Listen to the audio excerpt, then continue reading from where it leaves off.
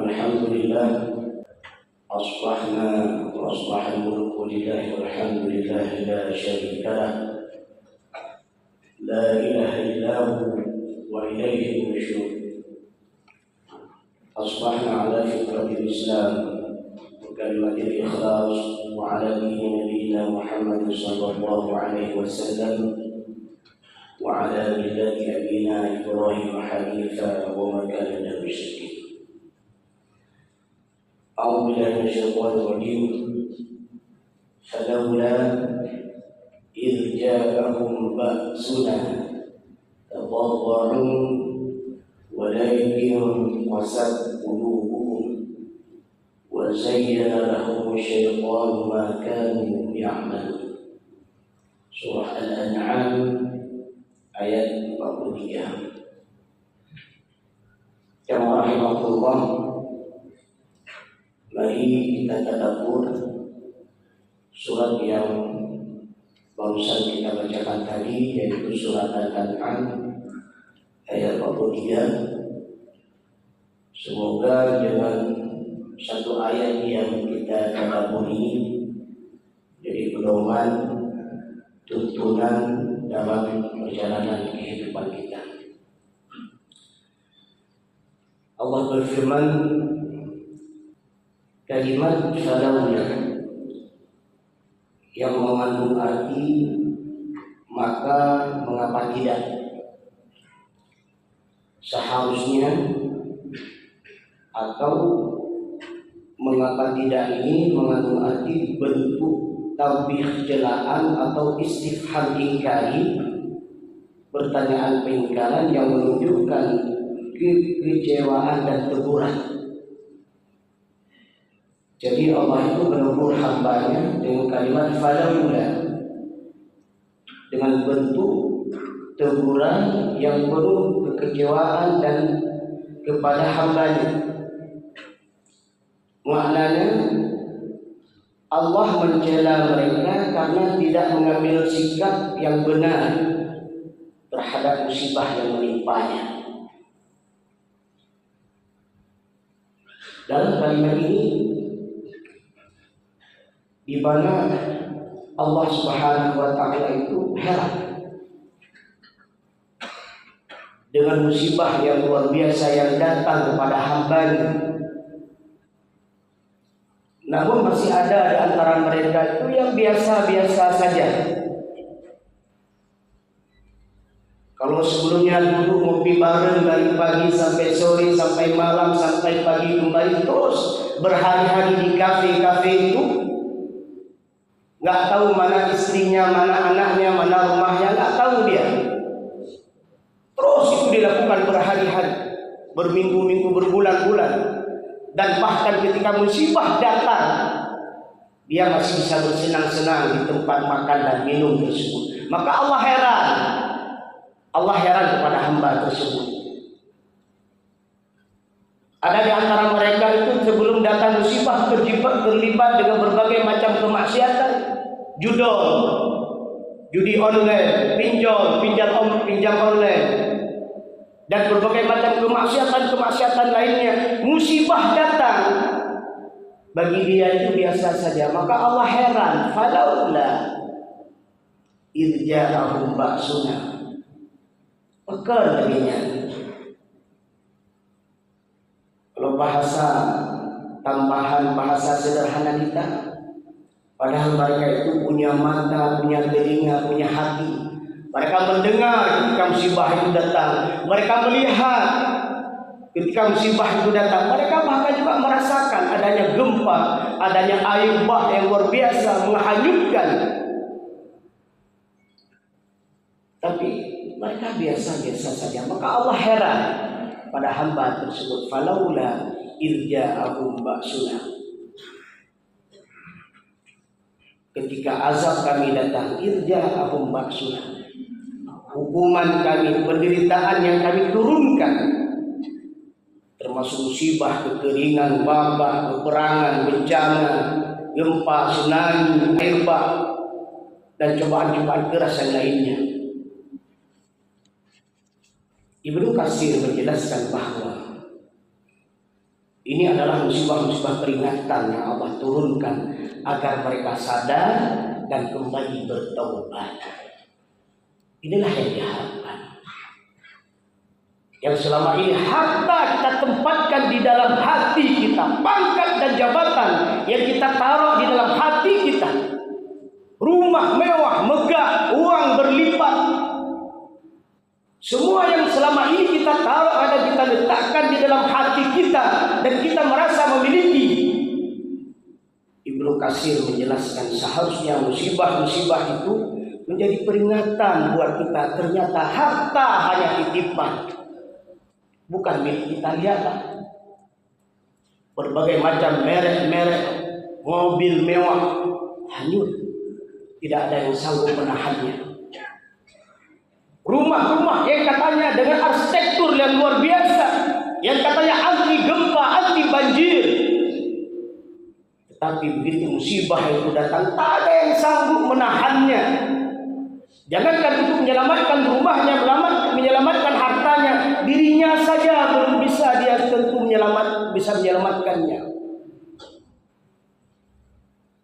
Ibnu Katsir mengingatkan kita, jadikan musibah itu sebagai peringatan. Apa maksud peringatan? Kalau selama ini kita lalai, maka ingatlah Allah. Fadhkuruni azkurkum. Ingatlah Allah akan ingat kalian.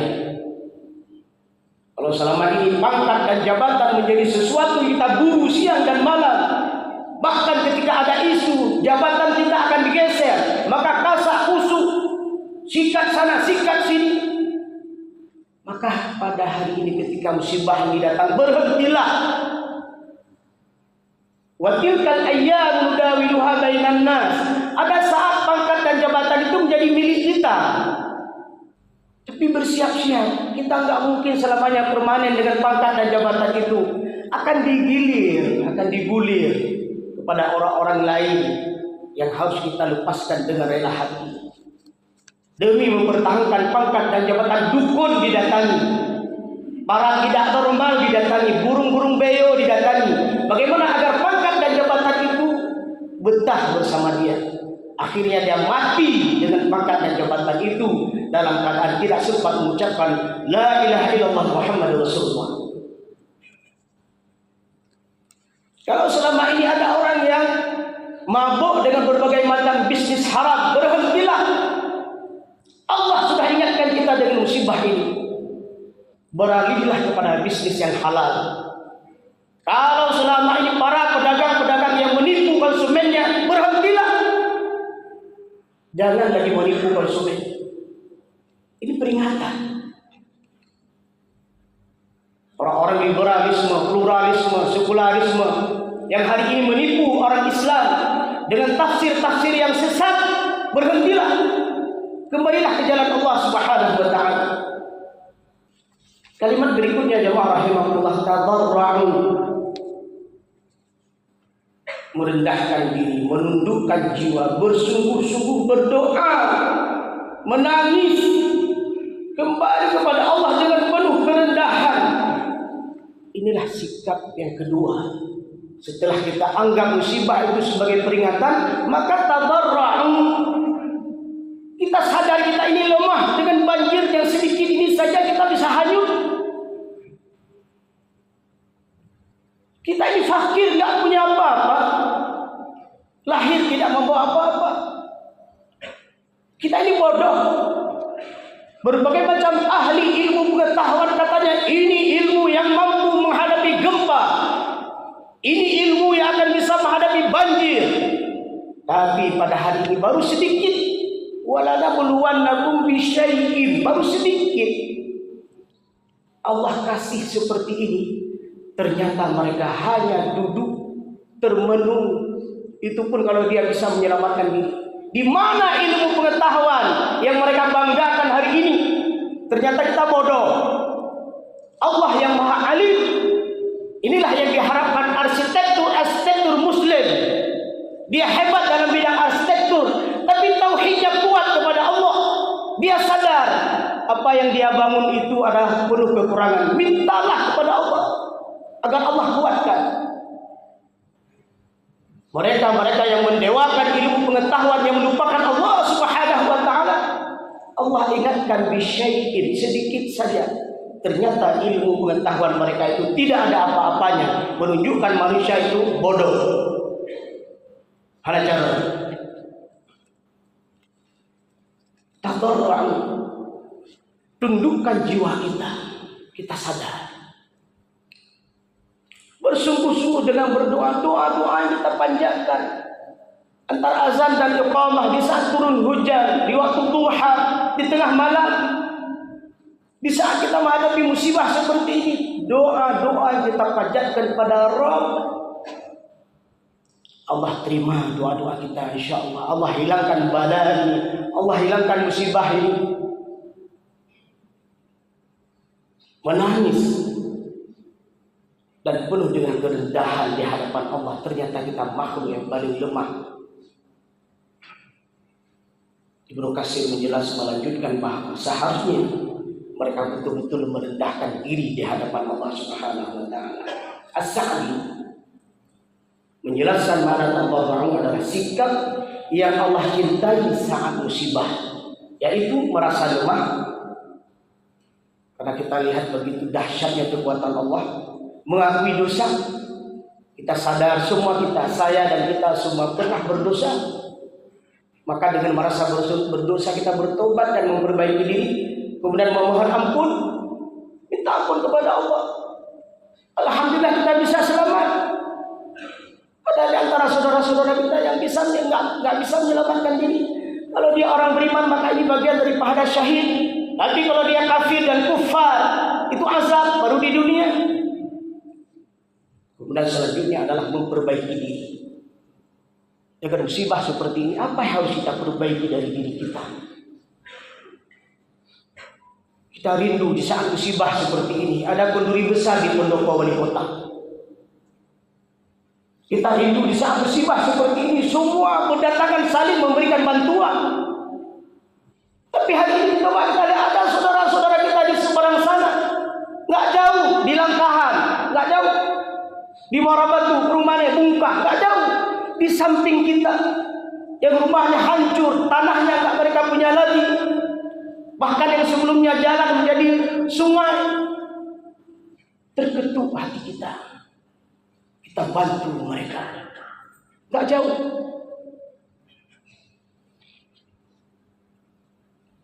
Memperbaiki diri adalah perbuatan yang mulia, belum terlambat. Kalimat berikutnya adalah walakin qasat qulubuhum. Qasat bermakna keras, kaku, membatu, tidak tersentuh. Itu makna qasat. Akan tetapi kata Allah, ada di antara mereka itu yang hatinya keras, kaku, membatu, tidak tersentuh sedikit pun. Maka di awal kalimat, di awal ayat Allah mulai falaula. Kenapa ada orang yang hatinya kaku, keras, membatu, tidak tersentuh? Bahkan, na'udzubillah, saat musibah ini terjadi, ada di antara mereka itu yang sebelumnya hatinya keras, membatu dan tidak tersentuh. Pasca musibah lebih dahsyat lagi dosa-dosa yang dilakukan. Hati-hati. Ada di antara mereka sudah tidak tersentuh, sudah tidak merasa dengan musibah. Pasca musibah mereka bertambah dahsyat dengan dosa-dosanya. Qatadah mengatakan, tidak ada musibah yang lebih berat daripada kerasnya hati seseorang. Menurut Qatadah, ternyata banjir besar seperti itu, musibah besar seperti itu. Menurut beliau, ada yang lebih dahsyat dari itu adalah ketika mereka memiliki qasat qulubuhum, orang yang punya hati, tapi hati yang keras, membatu dan kaku dan tidak tersentuh sedikit pun. Ibnu Abbas mengatakan bahwa hati mereka tidak tersentuh oleh peringatan na'udzubillah. Maka doa yang kita panjatkan kepada Rabb, di antara doa yang kita meminta kepada Rabb, ya Rabb, berikan aku adalah hati yang lunak, hati yang mudah tersentuh, hati yang mudah terenyuh, hati yang peka untuk membantu saudara-saudara kami. Itu minta kepada Allah.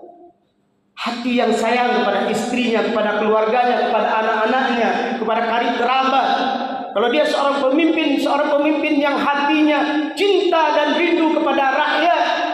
Kalau dia seorang rakyat adalah hati yang rindu dan cinta kepada pemimpinnya. Itu diharapkan.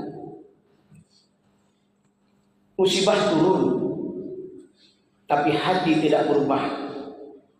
Azab datang, hati tidak tersentuh. Kalimat berikutnya di akhir ayat ini Allah menyebutkan wa zayyana lahum syaitanu ma kanu ya'malun.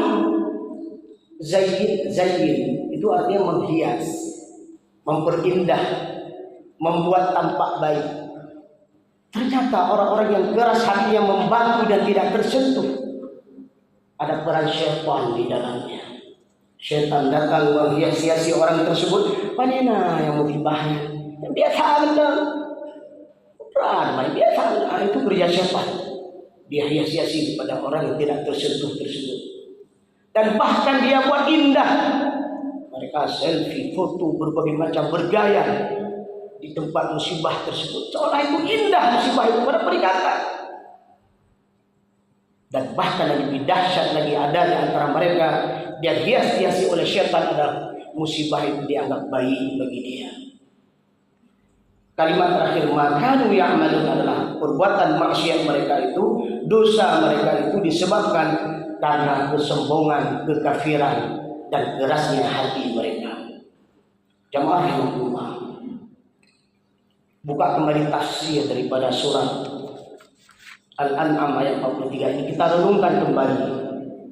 Mudah-mudahan akan memperbaiki diri kita, membuat diri kita hidup terarah.